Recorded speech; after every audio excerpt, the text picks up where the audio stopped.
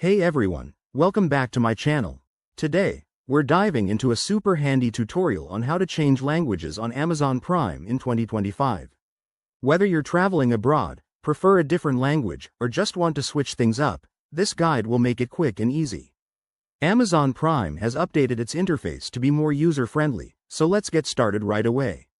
First things first, make sure you're logged into your Amazon Prime account on your device, whether that's your smartphone, tablet, smart TV, or computer. Once you're in, head over to the main menu.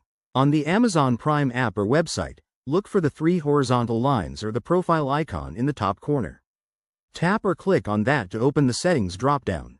Next, scroll down until you find the Settings or Account Settings option.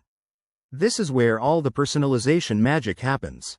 Inside Settings, look for a section labeled Language and Region, or something similar. It might be under Preferences, depending on your device. Amazon has streamlined this for 2025, so it should be straightforward. Once you're in the Language section, you'll see a list of available languages. Amazon Prime now supports over 50 languages globally, including popular ones like Spanish, French, German, and more. Simply select your desired language from the drop-down menu or list. After you choose, there might be a confirmation prompt. Hit Save or Apply Changes to make it official. Now, here's a pro tip. If you're on a mobile app, you might need to restart the app for the changes to take full effect. On a web browser, just refresh the page. Test it out by navigating to your favorite show or movie and see if the subtitles, audio, and interface are in your new language. And that's it, you've successfully changed the language on Amazon Prime.